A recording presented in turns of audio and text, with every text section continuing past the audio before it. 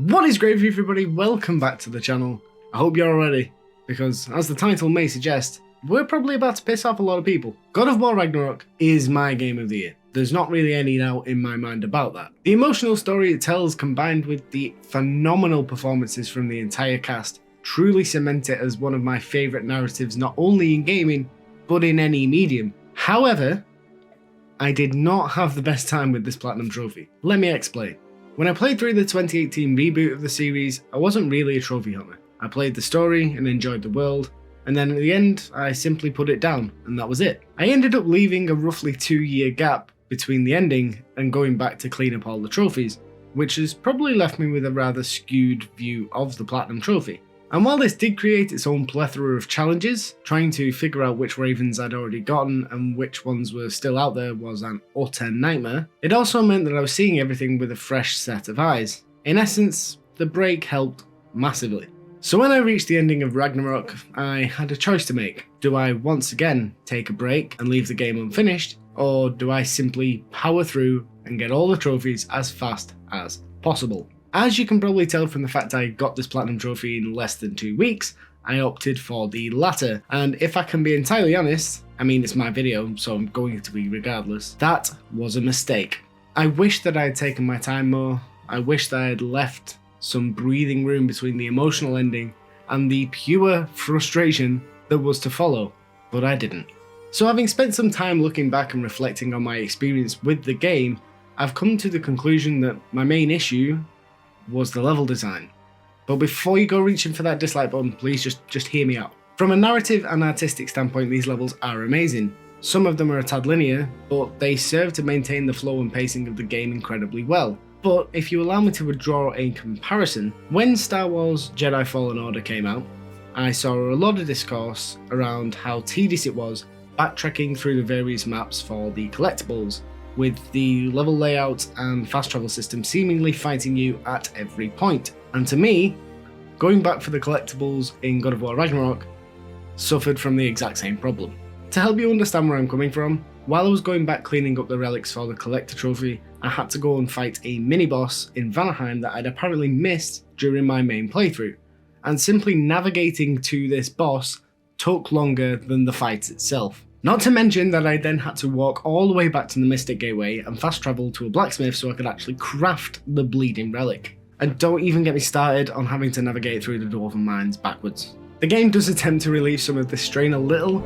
You can automatically unlock a lot of the Mystic Gateways once you finish the story, but so much of my cleanup time was spent realm travelling, walking for 10 minutes, picking up an item, traipsing back to the Mystic Gateway before realm hopping again, that it really did start to get tedious incredibly quickly. I'm pretty sure that I spent that much time simply walking around that Mimir actually ran out of things to say at one point, which should tell you all that you need to know. Now, whether this is entirely down to the level design and fast travel system, or if it's simply a symptom of the one-shot camera that Santa Monica Studio used for the entirety of the game, I don't really know. Especially considering at one point in the story, they give you an item that seemingly teleports you straight back to the Mystic Gateways.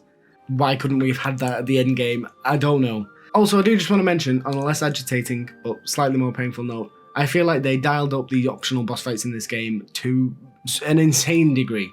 The Berserker fight against the 3 enemies in Alfheim has actually left me with permanent scars. Okay, so I know I've talked quite negatively about this so far, and I promise we will end on a positive note. But there is one other major gripe I had with this Platinum, the Muspelheim trials. In the previous game, these trials required you to complete 10 combat challenges, defeat a boss, complete 3 more challenges, and then do the final sort of big fight at the end. I'm making it sound more complicated than it actually was, but it was a fairly linear progression through 15 unique encounters. So when I saw that, like a lot of the optional content from that last game, these trials were coming back for the sequel, I was kind of looking forward to them. Oh, how naive I was. These new trials start off in a fairly similar fashion. There's 3 arenas, each with 3 challenges, and then a central one that you can only access after you've done the rest. Are you with me so far? No? Oh well.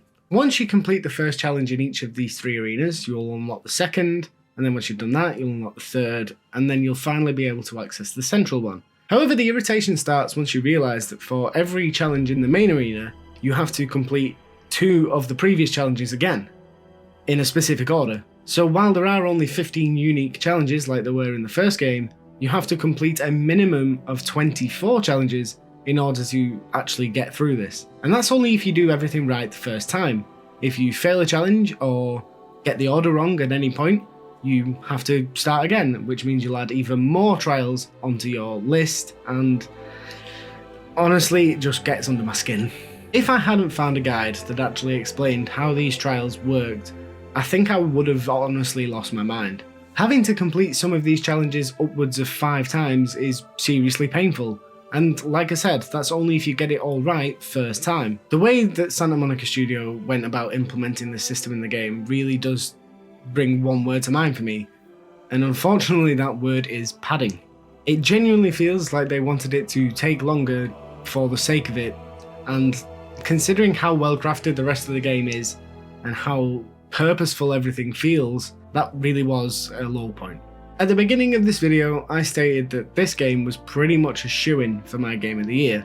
Its story, characters, combat were all firing on all cylinders and checked all my boxes, but I would genuinely struggle recommending this Platinum Trophy.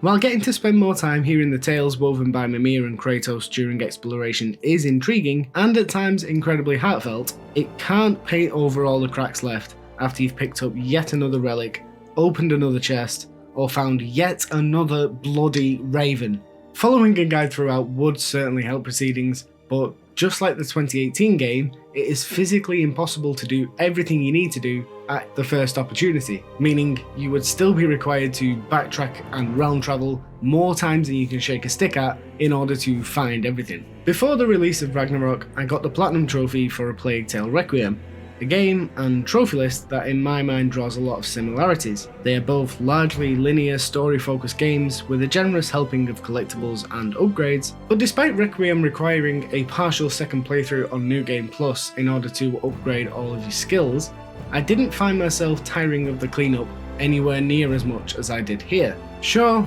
it's a shorter experience overall, but I mean, is that really a bad thing? This could have very easily been a 10 out of 10 Platinum Trophy for me. I think with a couple of minor tweaks, or some things that they've actually implemented in the story, if they'd given those to you outside in the free roam, then I probably wouldn't have had anywhere near as many issues with it. But it's safe to say that embarking on and subsequently finishing this journey is absolutely incredible, and is something that'll stick with me. But completing it, it's probably something I'd rather forget. Anyway, I promised you we would end on a positive note, and so here we are. It's been a hot minute since a piece of media has elicited some sort of tears out of me. In fact, I'm not sure if a game ever has. GoW Ragnarok changed that. While I am obviously not going to spoil a single plot point of this game, because I absolutely recommend you play it, there were moments where I was so invested and so genuinely affected by what I was witnessing unfold in front of me that there were tears. Not massive bawling my eyes out tears, but tears nonetheless. And if that isn't the sign of a fantastic game, then I really don't know what is.